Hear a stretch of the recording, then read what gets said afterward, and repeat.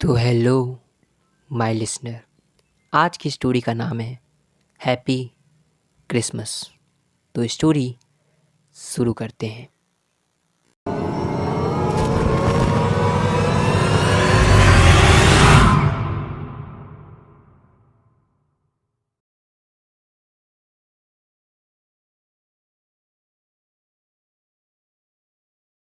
रात के 10 बज रहे थे। सूरज अपने ऑफिस में काम कर रहा था। तभी ऑफिस के बॉस आते हैं और कहते हैं, सूरज, अगर तुम्हारा काम ख़त्म हो गया हो तो तुम घर जा सकते हो। फिर सूरज कहता है, सर आज मेरा थोड़ा काम बचा हुआ है, मैं आज रात रुक कर उसे पूरा करूँगा। फिर बॉस कहते हैं, ठीक है, और हाँ, हैप्पी क्रिसमस। जैसे ही सूरज हैप्पी क्रिसमस सुनता है, उसे सुनकर सूरज शांत हो जाता है। उसके चेहरे से पसीना आने लगता है, जैसे वो किसी चीज़ से डर रहा हो। तभी उसके बॉस कहते हैं, सूरज, तुम ठीक हो? तब सूरज धीमे से कहता है, हाँ सर, मैं ठीक हूँ। फिर बॉस कहते हैं, देखो सूरज, कुछ चीज़ों को भुला देना ही अच्छा होता है, इससे दुख कम होता है। इतना कहने के बाद बॉस वहाँ से चले जाते हैं और सूरज उस दिन के बारे में सोचने लगता है। दरअसल मैरी क्रिसमस की उस रात को सूरज के साथ जो हुआ, उसे वो आज तक भूल नहीं पाया है। उस दिन सूरज अपने ऑफिस का काम ख़त्म करके आता है। सूरज के घर में उसकी वाइफ और एक बच्चा भी था। वो लोग रात के 10 बजे तक मैरी क्रिसमस मनाते हैं और फिर सब लोग सो जाते हैं। रात को 12 बजे सूरज को नीचे से कुछ गिरने की आवाज़ आती है। सूरज उठता है और नीचे जाके देखता है तो नीचे एक फ्लावर पॉट गिरा हुआ था। सूरज उस फ्लावर पॉट को उठाता है और ऊपर रख देता है। तभी सूरज देखता है कि उसके सामने की खिड़की का कांच टूटा हुआ है, जैसे कोई खिड़की तोड़कर अंदर आया हो। ये देखने के बाद सूरज जैसे ही पीछे मुड़ता है, उसके सर पर कोई तेजी से मारता है और सूरज बेहोश हो जाता है। थोड़ी देर बाद सूरज को होश आता है। वो देखता है कि वो कुर्सी पर बैठा हुआ है और उसके दोनों हाथ और पाँव बंधे हुए हैं और उसका मुंह भी बंधा हुआ है। तभी सूरज को एक आवाज़ आती है, जैसे कोई किसी को घसीट के ला रहा हो। तभी सूरज अपने सामने जो देखता है, उसे देखकर वो बहुत ज़्यादा डर जाता है। वो देखता है कि एक आदमी उसकी बीवी को बाल से खींचकर ला रहा था। सूरज बोलने की कोशिश करता है, पर उसका मुंह बंधा हुआ था, जिसके कारण वो कुछ भी नहीं बोल पा रहा था। फिर वो आदमी उसकी पत्नी को कुर्सी पर बैठाता है और उसका भी हाथ पांव बांध देता है और फिर वो ऊपर वाले कमरे की ओर चला जाता है। सूरज बोलने की बहुत कोशिश करता है, पर वो कुछ भी नहीं बोल पा रहा था। तभी सूरज देखता है कि उसके पत्नी के सर से खून निकल रहा है, जैसे किसी भारी चीज़ से उसके सर पर मारा गया हो। तभी सूरज जो देखता है, उसे देखकर उसकी रूह कांप जाती है। वो आदमी उसके बेटे को गर्दन से पकड़ के ला रहा था और उसके बेटे के सर से खून निकल रहा था, जैसे उसकी पत्नी के सर से निकल रहा था।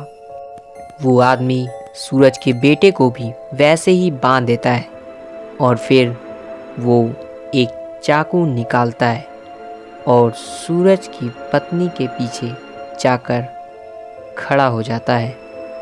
फिर वो आदमी अपना मास्क उतारता है और सूरज की तरफ देखकर धीमे से मुस्कुराता है और फिर वो सूरज की पत्नी का गला धीमे धीमे काट देता है।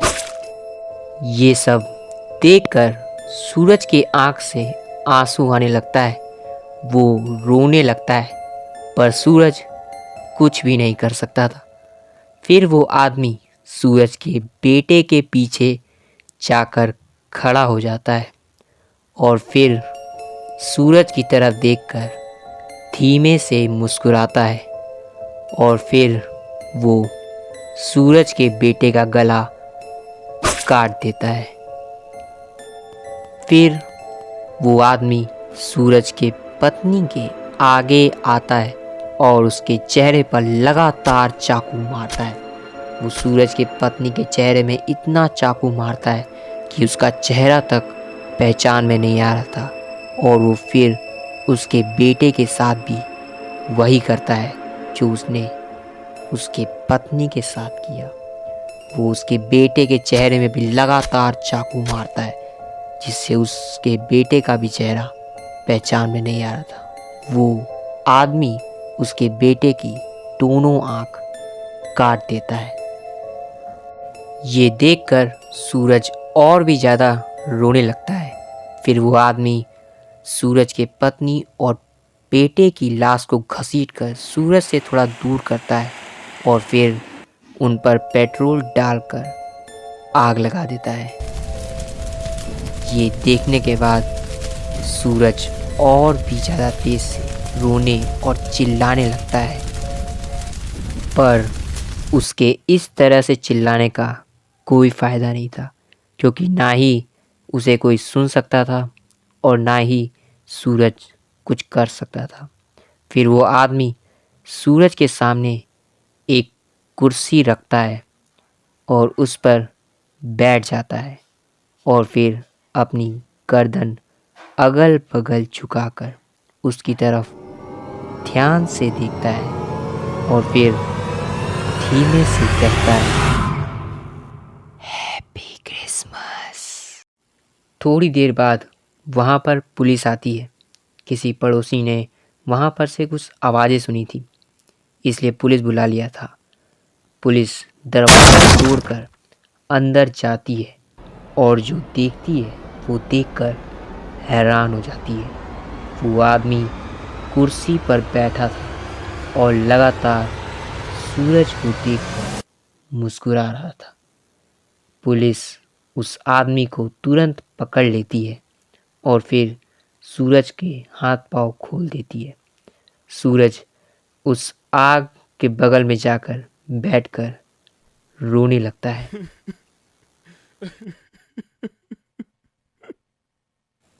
दरअसल वो आदमी एक साइको किलर था, जिसने इसी तरह कई फैमिलियों को बुरी तरीके से मारा था। पुलिस उस साइको किलर को ढूंढ रही थी। उस साइको किलर को तो फांसी हो गई, पर सूरज उस हादसे को कभी नहीं भूल पाया। उस हादसे के तुरंत बाद सूरज का 1 महीने तक इलाज चला था, क्योंकि वो लगातार यही कहे जा रहा था, happy Christmas, happy Christmas, happy Christmas. तो हेलो माय लिसनर, तो ये थी आज की कहानी हैप्पी क्रिसमस। अगर आपको ये स्टोरी पसंद आई हो तो इस वीडियो को लाइक कर देना और अपने फ्रेंड को भी शेयर करो और उन्हें भी बोलो हैप्पी क्रिसमस। और ऑडियो बुक सीरीज़ जल्दी आएगी। और थैंक्स फॉर 30 सब्सक्राइबर। अभी हम लोग कई सारे टारगेट पूरे करने हैं। हमें इस चैनल पर 1 मिलियन सब्सक्राइबर तक करना है, पर हम लोग छोटे छोटे से आगे बढ़ेंगे। तो फिर थैंक्स लॉट। बाय बाय, जल्दी मिलते हैं। और हाँ, हैप्पी